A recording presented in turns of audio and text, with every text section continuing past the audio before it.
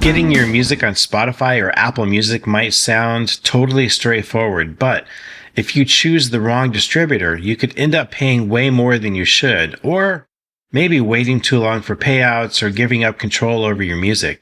And that's why the distributor that you select is probably one of the most important choices that you're going to make as an indie artist. In a recent video, I compared two of the most popular options, CD Baby and Distrokid, and I explained why I personally go with Distrokid.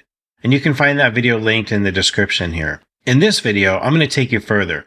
If you have decided to release your music through Distrokid, or even if you're still weighing out that decision, I'm going to walk you through how to set up your account, upload your music, and avoid some of the mistakes that new artists can make. So stay with me, because by the end of this video, you're going to know exactly how to get your music released worldwide without any confusion and without any wasted effort. And one quick reminder before we start, more than half of the people watching these videos aren't subscribed. If you find this helpful, please take a minute to subscribe, because it helps our creative community grow, and it's going to make sure that you never miss out on the next set of music business insights.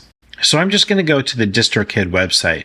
Please note, I already have an account created, so I don't need to log in every time that I visit the website. I just have the website saved as a favorite on my taskbar. But for you, you're going to need to create an account if this is your first time there. So to create a Distrokid account, just go to their website, click sign up, and then you can either enter your email and create a password, or you can sign up using your Google or Apple or your Facebook account. And after signing up, you're going to be prompted to select a subscription plan and provide payment information to complete that process.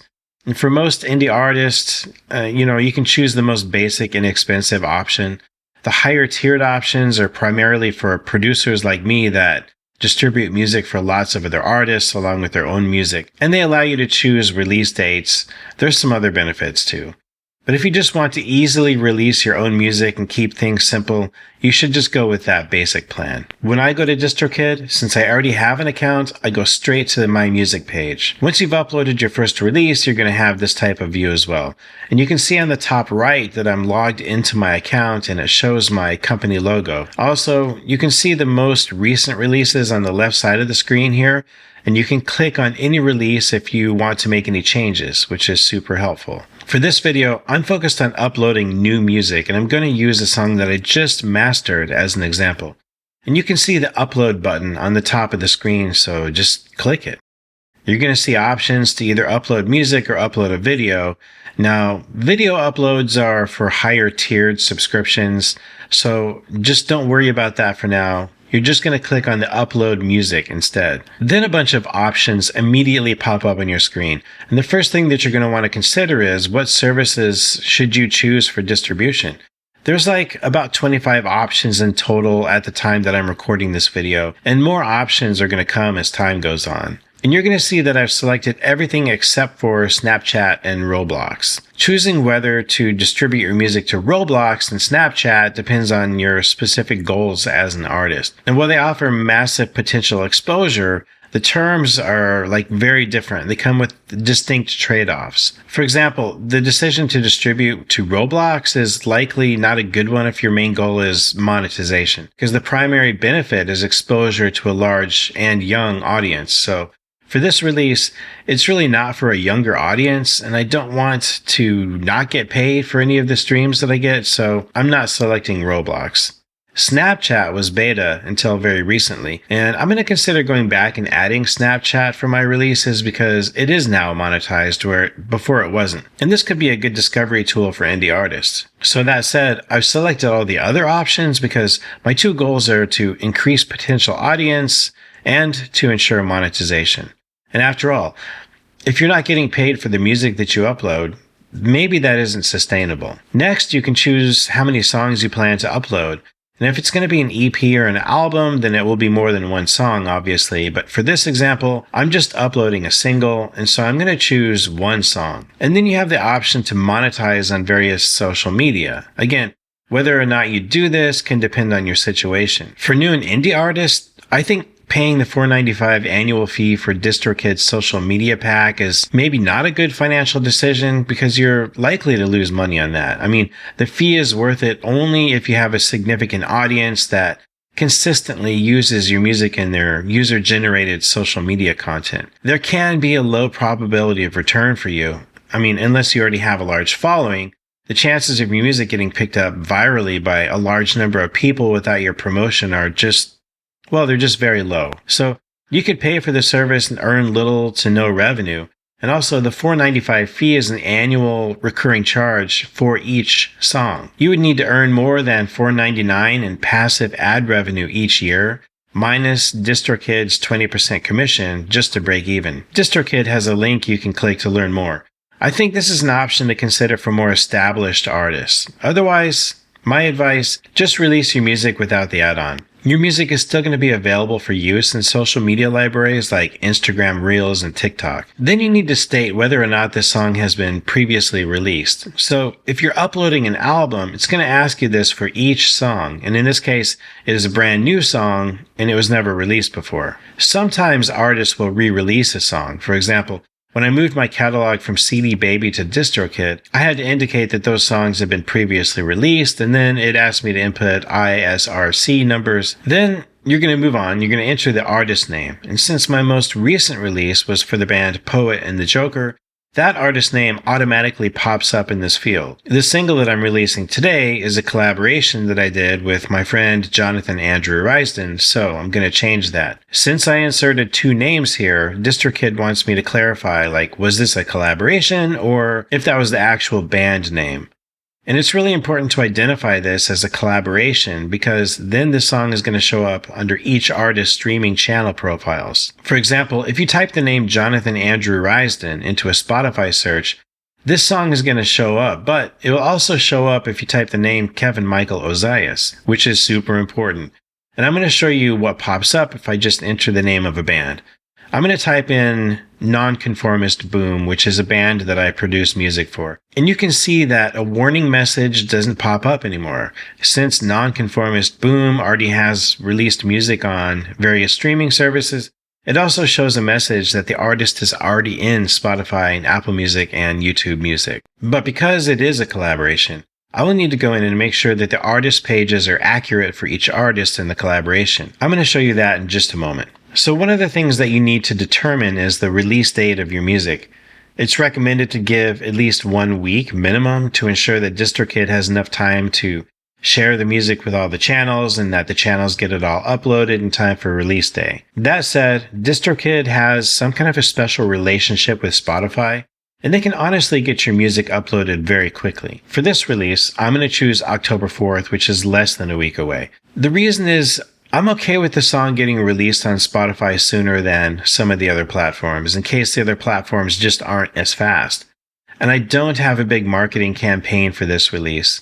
And the specific release date is not as vital for that reason on this one. I do, though, recommend using a marketing campaign for most releases. So in most cases, it would make sense to give yourself more than a week. And that way, you can ensure that all channels launch your music at the same time and run a great marketing campaign. You can also choose the time of day that your song gets released on Spotify. And for this release, again, I don't have anything planned for marketing, so the time is not as vital. I'm going to stick with midnight as I have a tradition of watching the new music go live and then drafting a social media post and promoting it all over the place. You might want to release your music on Spotify at a specific time if you have a specific marketing or advertising campaign wrapped around it. You also get to choose whether the release time is the same across all time zones or if it is just that time of day based on each time zone. And again, for my purposes on this release, I'm just going to choose all the time zones simultaneously. So when it is midnight in New York, it's going to be 9 p.m. where I live on the West Coast, and I can go in and draft those social posts. I believe all this business about when you release your music, what day, what time, what hour, honestly, that might make sense if you have a huge marketing buzz and a big name and trying to do something kind of cool with it. But, for most of us, I just don't think it matters that much. Don't get too hung up on this. There is an option for people to pre-order your release on iTunes and Amazon. Honestly, I usually select yes on this option, even though it's really rare for someone to buy my music. But I just figure there's no reason to select no, right? And one thing that you're going to see when we get further along is that I cannot release this with a pre-order because the release date is less than 1 week away. After that, you type in the name of the record label, which in my case is just going to be my music production company, Innovaniac Music. But for a self-produced artist, it might just be your own name. And then you're going to choose the language of the lyrics. And if the song has no lyrics, it still asks for a language choice, but it's less relevant. And one of the hardest things about releasing your music is choosing what genre it is. Choosing the right genre and uploading music via Distrokid is crucial, in my opinion, for music discoverability and audience engagement, because it helps the DSPs, digital streaming platforms like Spotify and Apple Music. They can correctly categorize your music that way. This accuracy improves your chances of being featured on genre-specific playlists, for example. It increases your visibility through algorithmic recommendations, and it just helps you reach listeners who are actively searching for that style of music, which leads to more streams and more potential fans. So I'm just going to say choose carefully. And though I have not tried these, there's several websites that you can use that can help identify the genre of your music. Some of them include like Every Noise at Once, or Rate Your Music, RYM, or Discogs, and even SubmitHub's got a What's My Genre tool. These platforms offer genre maps, databases, or automated tools that can help you find the closest match for your track, which you can then use for your Distrokid upload. And if you can't find an exact match, Distrokid advises selecting the most representative genre from their list. I'm going to say that their selection seems limited, but it includes genres accepted by most streaming services. It may seem a little bit stressful, but if you're really struggling with genre, use one of those websites I mentioned. They're designed to help. And in this case, the song is a rap song, but it incorporates rock elements such as distorted electric guitar, rock drums, and a bass guitar. So I'm going to choose rap as the primary genre and rock as the secondary genre. I mean, technically I could do it either way. So before you start the process of submitting your music, you're going to need to have cover art ready to go. It's important to note that the cover art should be extremely high quality. Even if Distrokid will accept lower quality work, you're not going to be happy with it in the long run. I'm going to say a minimum of 3000 by 3000 pixels for your artwork. If you're not sure how to measure this, you can conduct a Google search for guidance. Distrokid also specifies what types of artwork are not acceptable. Like, you can't include websites or social media links or corporate logos. And they want you to state that you own the artwork that you're using. And that's going to ensure that there's no copyright infringement. Once you have your artwork ready to go, save it in JPG format and simply drag it and drop it into the Select an Image square.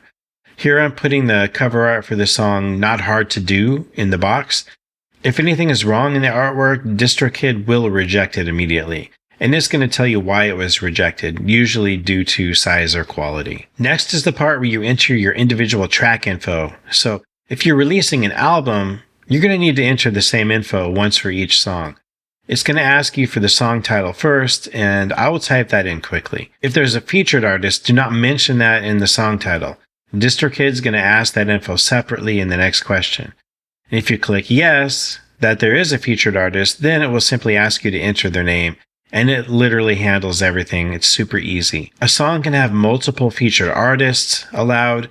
Just click on the plus add another featured artist button. But for this song, there's not any featured artists, so I'm just going to select no on this question. So you'll need to identify if it's a normal version of the song, and in some cases, artists might release like a radio-friendly version of their song, for example. This is where you're going to identify that. Once you've completed this, you're going to need to upload the actual file for the song. And as you can see, Distrokid accepts many file types. I recently released a video describing all the file types and when it makes sense to use each one. I'm going to link that video in the description of this video so that you can check it out if you feel like you could learn from it. I always recommend using only WAV files when you're uploading music to distributors. WAV files are lossless, they're the highest quality that you can get. Essentially, there's no benefit to using any lesser quality file type. The reason is because streaming channels are never going to make your music sound better than the original that you submit. So then you simply drag and drop that WAV file with your mastered song into the box and you're all set. Distrokid allows an option for you to have a third-party AI master your music. I never recommend using AI mixing or mastering services. In my opinion, they just don't do a better job than a human engineer. And also, there's an extra cost to get this service. So I feel like you're paying for less quality, basically. And it's just my opinion, but you'd be better off paying a real engineer to do the job the right way. Next, you're going to also see an option to apply Dolby Atmos. Some DAW software allows you to master a song using Dolby Atmos or spatial audio. So you would select the Dolby Atmos spatial audio option in Distrokid to distribute a specially mixed three-dimensional audio file for platforms that support it. And it would allow you to reach fans seeking immersive sound experiences, and it'll differentiate your music from traditional stereo mixes. There is a per-track fee for the service, but it enables your music to be enjoyed on a wider range of devices too. And it creates a more engaging listening experience by giving the illusion of sound from all around the listener. In this case, I mastered the song without Dolby Atmos, so I'm just going to not select that option. And then it asks if the song is a cover song. Thank goodness that Distrokid has made it so easy for artists to release cover songs these days. In the past, it was like a whole ordeal, and there were copyright laws to worry about. Releasing a cover song took a lot of homework in the past. Now, all you have to do is know the name of the original artist that made the song famous, the original song title, and the name of the songwriter. And after that, you pay $1 a month, and Distrokid makes it legal and simple to distribute your cover song. Since cover songs can lead to double, triple, or even 10 times the stream counts, it could be a good idea to consider releasing a cover song. However, this is an original song today, so I'm going to select that option. Once you select that option, you're going to need to enter the name of each songwriter. Most of the time, you're going to want a split sheet in place that identifies each songwriter credit and how the royalties are going to be split. So from there, you can just enter the names of the songwriters, and for each one, whether they contributed music or lyrics or both. I went ahead and entered the 2 songwriters for this song, and if there were more, I would just click the plus add another songwriter button and add more. For this genre, it assumes there may be explicit lyrics, and if there are, you need to leave it selected that way. If you do select that, it's going to place an explicit symbol on the music streaming channels. However, there are not explicit lyrics in this song, so I clicked the other option. And then I need to describe that there was never an explicit version of this song. It seems redundant because I already stated that this is an original song and not a remake, but Distrokid still requires this. It also wants to know if the song is an instrumental or if it even contains lyrics. In this case, the song does have lyrics. Lastly, you need to identify if TikTok and Apple should specify a clip start time. These services give listeners a preview of a song, and you may want to choose a chorus part of the song or maybe a hook section. But in this case, though, I'm just going to let them decide for me. People also have the opportunity to buy your song from either iTunes or Amazon Music. They only give you 3 choices, and I think that the industry standard is simply 99 cents. In this case, I prefer just to keep things simple. Again, it's honestly rare to sell tracks anyway, but you never know. I've sold a few here and there. Since you listed artist names as a collaboration instead of a band name, you now need to go and enter artist mapping to make sure that each artist gets this song added to their streaming channel homepages. The page for Jonathan is already installed, and I know it's all accurate because I checked it earlier. However, the data for me is missing here, and the reason is that my profile shows up more than once, so Distrokid really isn't sure which one to use. I'm going to fill these in, then double check by copying and pasting each of these into a browser, and then the correct account should show up for each service. If it's incorrect, you can simply find your homepage on that service and copy-paste the correct URL for that page. Now I'm going to say, as an indie artist, I like Apple Music for a couple of reasons. First, they pay more royalties per stream than most of the other services, like Spotify or YouTube Music. But second, they do a much better job of giving credits on songs. That being the case, you will need to enter the artist credits for each song for Apple. It's going to ask you to list each performer and what instrument that they get credit for playing in the release. In this case, I'm going to go in and enter the bass guitar, drums, other guitars, and vocals. You also need to identify credits for music production, such as mixing engineer, mastering engineer, producers, or other types of engineers. Each song requires a producer at minimum, And since I produced this song, including mixing and mastering through my company, Innovaniac Music, I'm just going to list my name as the producer. There are a handful of last-minute options once you have successfully entered all of the song info. I see these kind of like candy bars that you find at a grocery store that they put right next to the cash register, sort of like impulse buys.